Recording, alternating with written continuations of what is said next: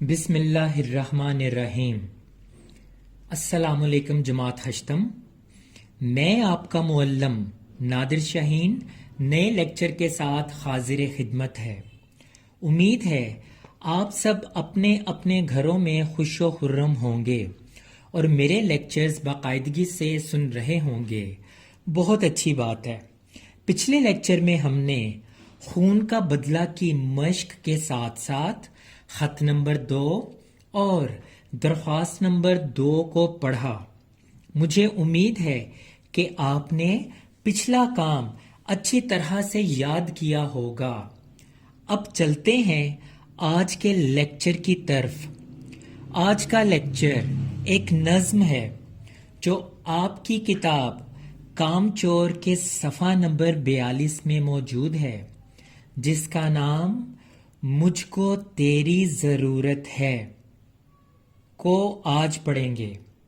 اس کے ساتھ ساتھ حصہ انشا پردازی سے مکالمہ نمبر 2 بھی پڑھیں گے۔ مجھ کو تیری ضرورت ہے کو لکھنے والے شاعر کا نام جوش ملیح آبادی ہے۔ آپ کا مختصر سا تعارف میں آپ کو کروانا چاہوں گا۔ جوش ملیح آبادی 5 دسمبر 1898 کو اتر پردیش یعنی ہندوستان کے علاقے ملیحہ آباد میں پیدا ہوئے۔ آپ کی پیدائش ایک علمی گھرانے میں ہوئی۔ آپ کا اصل نام شبیر حسین خان تھا۔ آپ کو بچپن ہی سے شاعری سے خاص دلچسپی تھی۔ یہی وجہ ہے کہ آپ نے ہر طرح کی صنف میں شاعری کی۔ آیات و نغمات، انقلاب، عرش و فرش، سرور و خرگوش ان کی چند اہم کتب کے نام ہیں۔ آپ کا انتقال 1982 میں ہوا۔ جوش ملیح آبادی نے یہ نظم حمدیہ لکھی ہے اور اللہ تعالی سے اپنی سچی محبت کا اظہار بڑی خوبصورتی سے کیا ہے۔ اس نظم کو پڑھ کر ہمارا اللہ تعالی سے رشتہ اور عقیدہ مزید مضبوط ہو جاتا ہے۔ شاعر نے اس نظم میں دنیا کو اللہ تعالیٰ کی محبت کے سامنے کوئی حیثیت نہیں دی۔ میں اس حمدیہ نظم کو الفاظ معنی کی وضاحت کرتے ہوئے تشریح کے انداز میں پڑھوں گا۔ آپ نے اس نظم کا خلاصہ اپنی کاپیوں پر تحریر کرنا ہے، لہٰذا آپ اس حمدیہ نظم کی تشریح کو غور سے سماعت فرمائیں۔ شعر نمبر 1۔ بے تعلق ہوں دین و دنیا سے، حب ثروت نا فکر جنت ہے۔ مشکل الفاظ کے معنی: بے تعلق، بے پرواہ، حب ثروت دولت سے محبت، فکر جنت جنت کی فکر کرنا۔ اس شعر میں شاعر جوش ملیح آبادی دین اور دنیا کے بارے میں اپنی دلچسپی کا اظہار کر رہے ہیں۔ فرماتے ہیں کہ دین اور دنیا دونوں کے کام بخوبی نبھا رہا ہوں، لیکن مجھے اس کے بدلے میں دین اور دنیا سے کیا ملتا ہے، اس سے میں لا تعلق ہوں، بے پرواہ ہوں، یعنی میں اس غرض سے دنیا کا کام نہیں کرتا کہ دنیا مجھے اس کے بدلے دولت دے اور میں دولت کی محبت میں مبتلا ہو جاؤں، یا میں دین کے کام اس لیے کروں کہ مجھے اس کے بدلے جنت کی فکر ہو کہ اللہ تعالیٰ مجھے جنت دے دے، بلکہ میں بغیر کسی لالچ کے دین و دنیا کے کام کرتا ہوں۔ شعر نمبر 2۔ نہ مجھے شوق صبح آسائش، نہ مجھے ذوق شام عشرت ہے۔ مشکل الفاظ کے معنی: آسائش راحت آرام، ذوق شوق، عشرت خوشی مزہ۔ اس شعر میں شاعر یوں فرماتے ہیں کہ میری دنیا سے محبت ایک خاص حد تک ہے، نہ میں اپنی راحت اپنے آرام کے لیے صبح کے نظارے کرتا ہوں کہ میری آنکھوں کو چین ملے، میرے دل کو ٹھنڈک ملے، اور نہ مجھے شام کا وقت جب میں کام سے تھکا ہارا آتا ہوں خوشی دیتا ہے کہ میں اس وقت آرام کروں، بس میں بغیر کسی مطلب کے تمام کام سر انجام دیتا ہوں۔ صبح شام کیا ہوتا ہے، ان باتوں کی پرواہ کیے بغیر میں اپنے کاموں میں مصروف رہتا ہوں۔ شعر نمبر 3۔ نہ تو حور و قصور پر مائل، نہ تو ساقی و میں سے رغبت ہے۔ حور حوریں یعنی جنت کی حوریں، قصور قصر کی جمع، محلات یہاں پہ مراد جنت کے محلات ہیں۔ مائل دلچسپی ہونا، رغبت ہونا، ساقی پلانے والا یعنی جنت میں شراب پلانے والے فرشتے، میں شراب، رغبت دلچسپی۔ تیسرے شعر میں شاعر یوں بیان کرتا ہے کہ ہر کوئی اللہ کی عبادت جنت پانے کی غرض سے کرتا ہے، لیکن شاعر یہاں کہتا ہے کہ نہ ہی اسے جنت کے محلات سے دلچسپی ہے اور نہ جنت کی حوروں سے، نہ جنت میں پلائی جانے والی شراب سے رغبت رکھتا ہے۔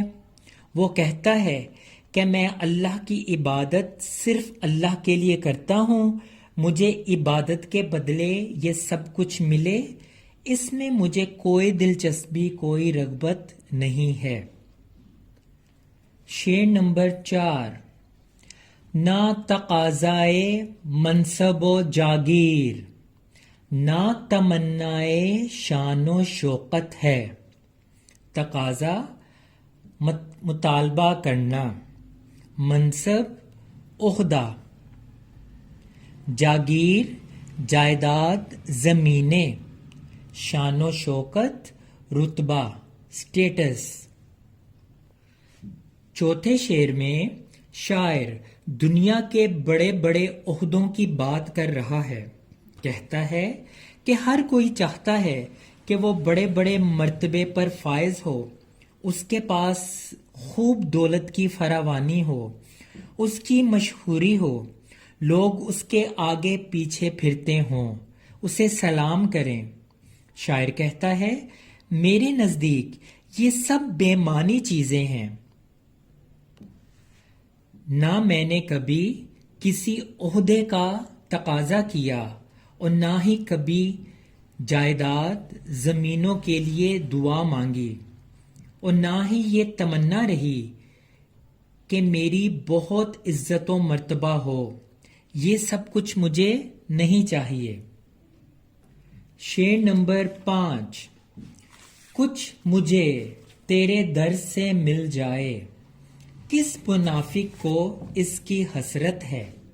در دروازہ، منافق ریاکار، حسرت تمنا۔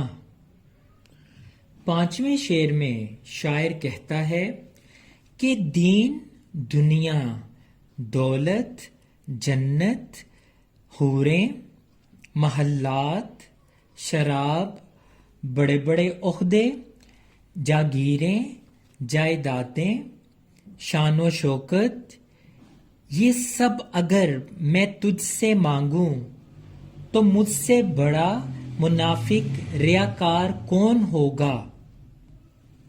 یعنی اگر میں ان سب چیزوں کا اللہ تعالیٰ سے مطالبہ کروں تو دنیا میں مجھ سے بڑا منافق دھوکے باز پھر کوئی نہیں ہوگا. مجھے سرے سے ہی ان باتوں سے کوئی لگاؤ نہیں، نہ ہی ان میں کوئی دلچسپی ہے، تو پھر اللہ سے مانگنا کیسا؟ شعر نمبر 6.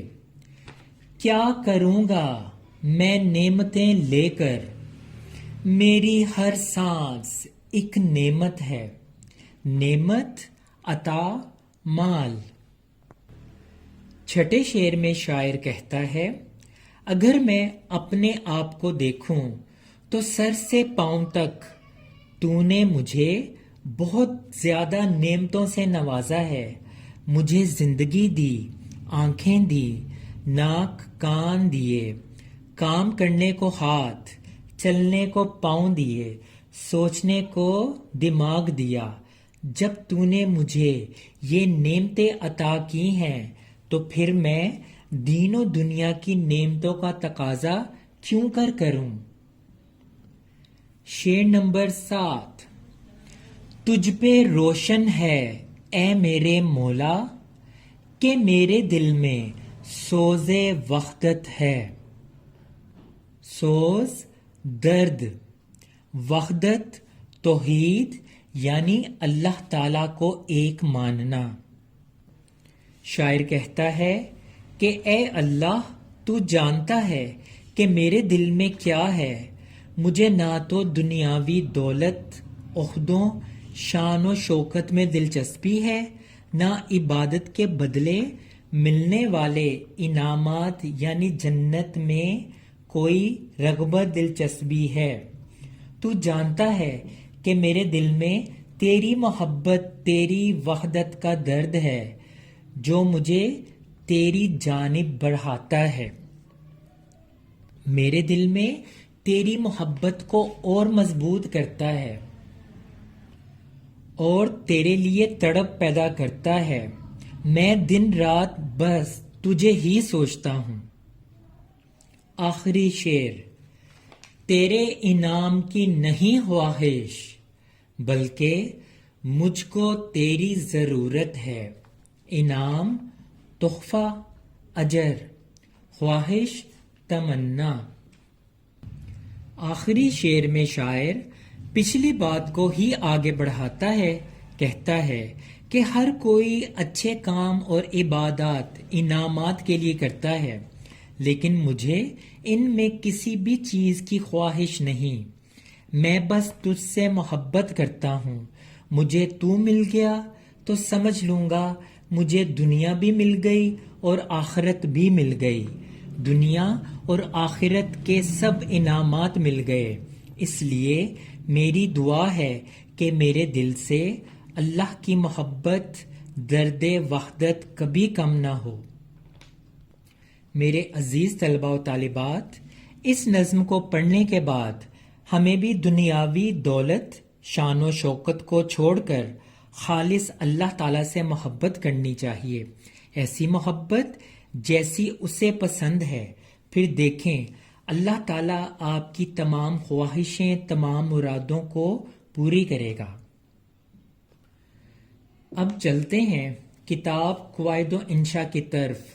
اس میں آج ہمارا موضوع مکالمہ نویسی ہے اور ہم مکالمہ نمبر 2 دکاندار اور خریدار پڑھیں گے.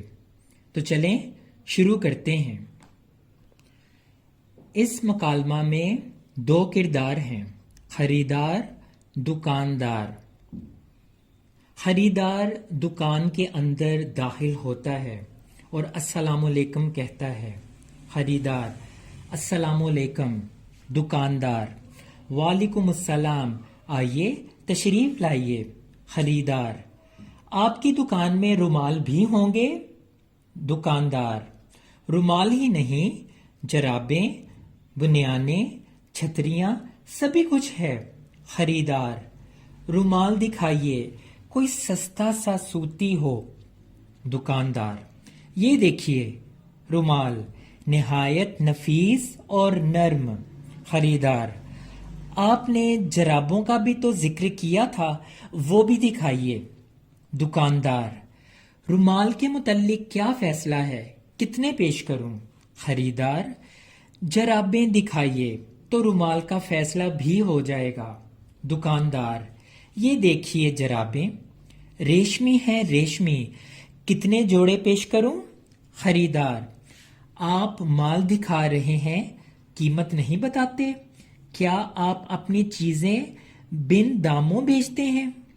دکاندار: ہاں صاحب، بالکل مفت، قیمت برائے نام ہے۔ رومال 10 روپے کا ہے اور جرابوں کا جوڑا 20 روپے کا ہے۔ خریدار: میاں، یہ قیمت تو بہت زیادہ ہے، ویسے رومال بھی نفیس ہے اور جرابیں بھی۔ دکاندار: ہم اپنے مال کو چند پیسوں کے نفع پر بیچتے ہیں، کسی اور دکان سے دریافت کر لیں، پھر آپ کی تسلی ہو جائے گی۔ خریدار: رومال اور جرابوں کی صحیح قیمت بتائیے، میں کچھ اور چیزیں بھی خریدوں گا۔